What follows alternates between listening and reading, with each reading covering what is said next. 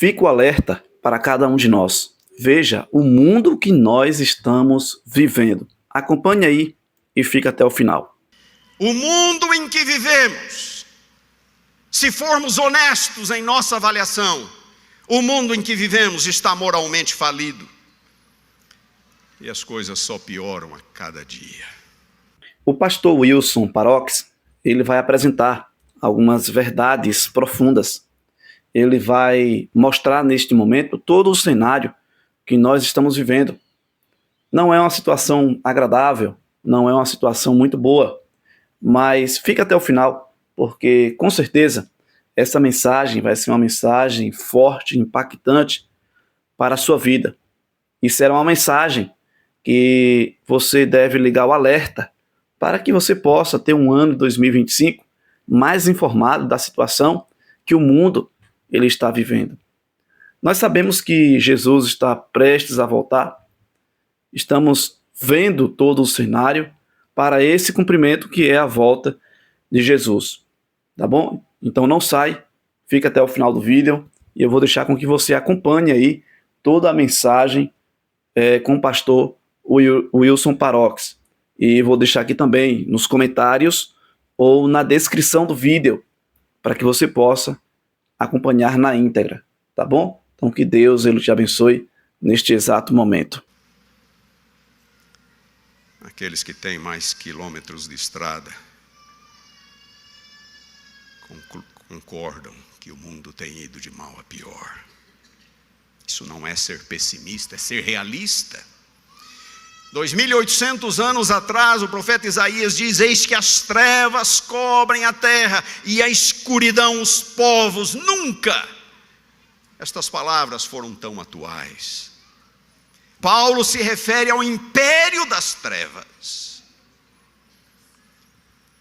Quer queiramos, quer não, pecado é a única palavra capaz de explicar a extensão e a profundidade da malignidade humana. Em 1973, Karl Menninger, o famoso psiquiatra norte-americano, publicou um livro intitulado em inglês Whatever Became of Sin, em português algo como O que aconteceu com o pecado. E no livro, ele imagina um dia em que a palavra pecado seria banida do vocabulário humano, não mais existiria no vocabulário humano. Em vez de ficar culpando o pecado, ele conjectura que as faltas e os erros humanos passariam a ser explicados de outro modo, de modo a remover toda e qualquer responsabilidade individual. Menninger antevê o dia em que o termo pecado seria substituído por termos tais como enfermidade, desordem, disfunção, síndrome e assim por diante. Ou seja, tudo aquilo que é normalmente atribuído ao pecado passaria a ser explicado de outra forma, como um desequilíbrio bioquímico, um produto do meio social ou dos traumas sofridos ao longo da vida. Menninger declara que mesmo crimes deixariam de ser punidos e passariam a ser racionalizados como sendo o resultado de uma patologia clínica ou uma condição social pela qual o indivíduo não pode ser responsabilizado.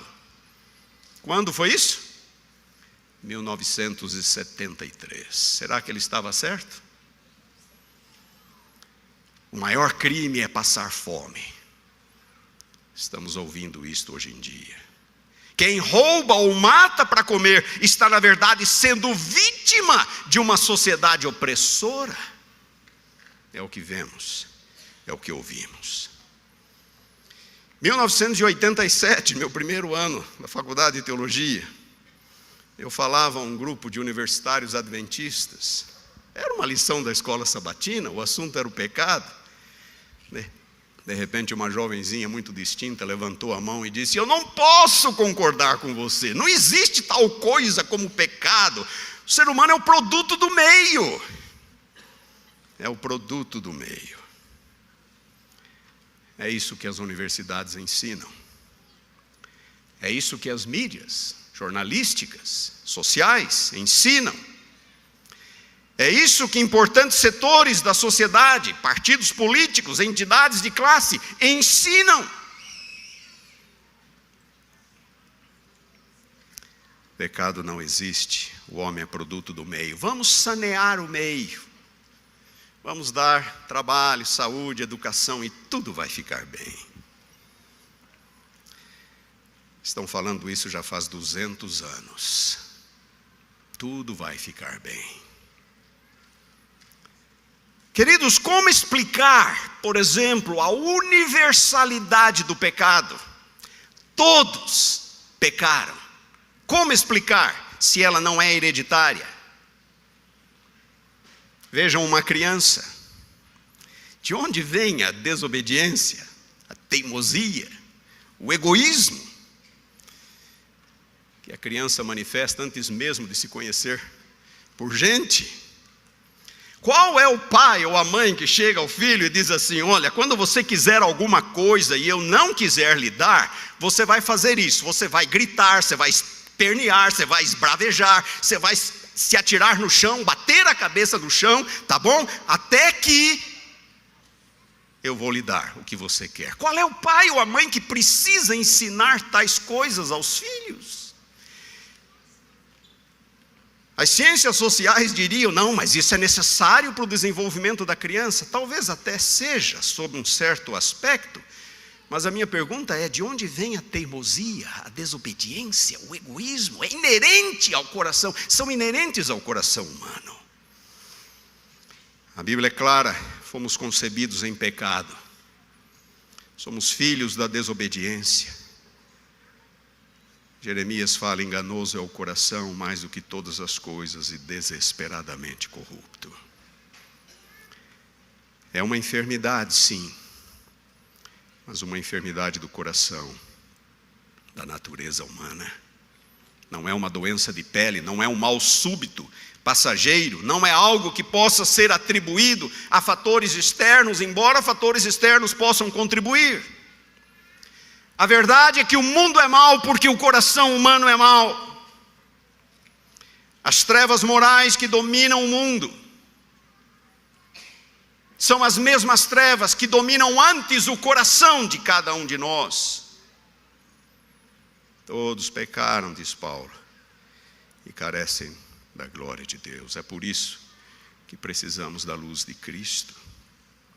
É uma luz que ilumina, é uma luz que purifica, é uma luz que transforma, é uma luz que santifica. Em outra passagem de João capítulo 12, Jesus diz: eu vim como luz para o mundo, a fim de que todo aquele que crê em mim não permaneça nas trevas. A fim de que todo aquele que crê em mim. É pela fé, unicamente pela fé em Cristo Jesus, que nós podemos superar as trevas que nos envolvem por dentro e por fora. Terceiro ponto do sermão, terceiro e último: que lições podemos tirar para nós hoje? E aqui eu gostaria de destacar 3 breves pontos. Primeiro, prestem muita atenção. A luz de Cristo resplandece nas trevas do pecado, mas ela só pode, de fato, iluminar o coração daquele que a aceita, daquele que crê nela. João capítulo 3, versículo 19. João capítulo 3, versículo 19, nós lemos o seguinte: o julgamento é este. A palavra aqui grega também significa condenação. A condenação é esta: que a luz veio ao mundo, mas os homens fizeram o quê? Amaram mais as trevas do que a luz. Esta é a condenação.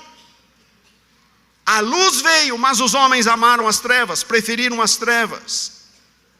As trevas não podem prevalecer na presença de Cristo, a menos que eu feche o coração para ela.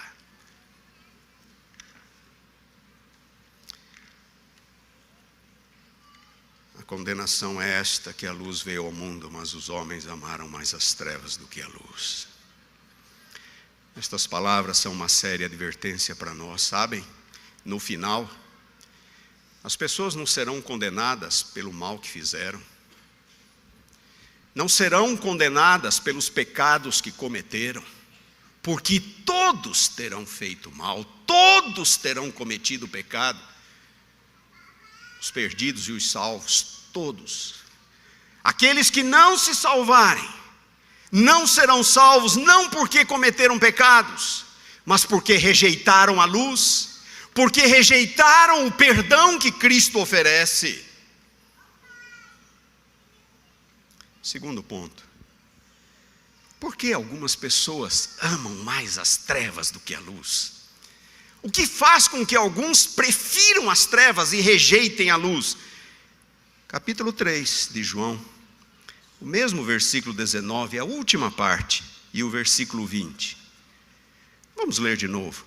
E a condenação é esta, que a luz veio ao mundo e os homens amaram mais as trevas do que a luz, porque as suas obras eram más. Pois todo aquele que pratica o mal aborrece a luz e não se chega para a luz, a fim de não serem arguidas as suas obras.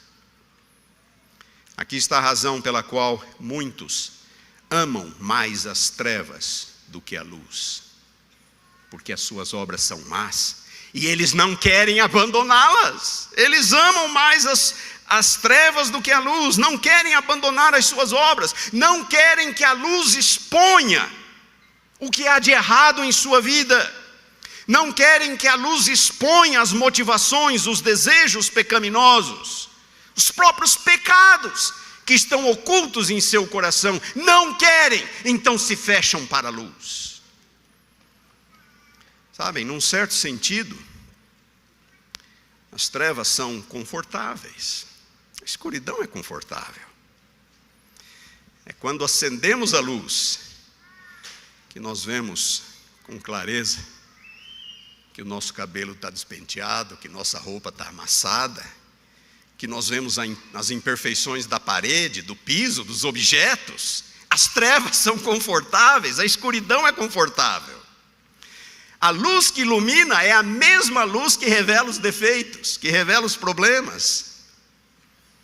E assim também no coração humano, a luz que ilumina é a mesma luz que revela as nossas imperfeições, os nossos erros, os nossos desejos egoístas, os pecados ocultos, secretos que nos afastam de Deus e nos afundam cada vez mais nas trevas. O processo de crer na luz, portanto, muitas vezes é um processo doloroso. Permitir com que a luz de Cristo inunde a nossa vida, brilhe em nossa vida, significa também permitir com que essa luz revele a podridão que existe em nós, os defeitos que existem em nós, nossos vícios, nossas vaidades, nossas motivações pecaminosas. E é por isso que muitos não creem na luz, preferem as trevas, porque suas obras são más, e eles não querem ser confrontados, não querem ser incomodados, não querem ser expostos, não querem ser denunciados pela luz divina. Mas a menos que passemos por este processo e permitamos com que a luz exponha quem realmente somos, nossas imperfeições e faltas, não há como ser curado, não há como ser transformado. E o terceiro e último ponto, João capítulo 9, versículos 39 a 41. O terceiro ponto é: a capacidade de ver nos torna responsáveis. A capacidade de ver nos torna responsáveis. João 9, 39 a 41. Prosseguiu Jesus, aqui ele está discutindo com os líderes judaicos. Prosseguiu Jesus: eu vim a este mundo para juízo, a fim de que os que não veem, vejam, e os que veem se tornem cegos. Alguns dentre os fariseus que estavam perto dele perguntaram-lhe: acaso também nós somos cegos? Respondeu-lhes Jesus: se fosseis cegos, não teríeis pecado algum. Mas porque agora dizeis, nós vemos, subsiste o vosso pecado. A capacidade de ver nos torna responsáveis. Quando nos recusamos a ver a luz de Cristo e a crer nela, nós estamos tão somente revelando a cegueira, a incredulidade do nosso próprio coração. Quem dera se vocês fossem cegos, disse Jesus aos líderes judaicos. Se vocês fossem cegos, vocês não seriam responsáveis por aquilo que vocês veem, por aquilo que eu faço, pelas obras que eu faço. Vocês não teriam pecado algum se vocês fossem cegos. Mas agora, porque vocês dizem que veem, o seu pecado permanece. Eles viam, mas não enxergavam. Ouviam, mas não escutavam. Tocavam, mas não sentiam. E por que não? Porque não queriam ser confrontados pela luz. Tudo, portanto, se resume a uma decisão, a uma escolha. A cegueira de que Jesus fala é a recusa em aceitar a luz e ser por ela transformados. Isso porque a mesma luz que ilumina o coração daquele que crê cega ainda mais o coração do incrédulo. A mesma luz que ilumina o coração do crente cega ainda mais o coração do impenitente, do obstinado. Só a luz tem essa capacidade, iluminar e cegar. Muito bem, que Deus te abençoe neste exato momento. Quero convidar você a fazer parte desse canal se inscrevendo. Se inscreve aí, vem fazer parte desse canal aqui também, onde juntos estudamos e aprendemos mais da palavra do nosso Deus. Convido você também a deixar o teu joinha, o teu gostei no vídeo, para que o YouTube possa recomendar este conteúdo para mais pessoas, tá bom? Então que Deus ele te abençoe de forma especial. Não esquece também de comentar e compartilhar esse conteúdo para que mais pessoas possam ter acesso também. Compartilha, comenta, se inscreve, curte o vídeo e que Deus te abençoe.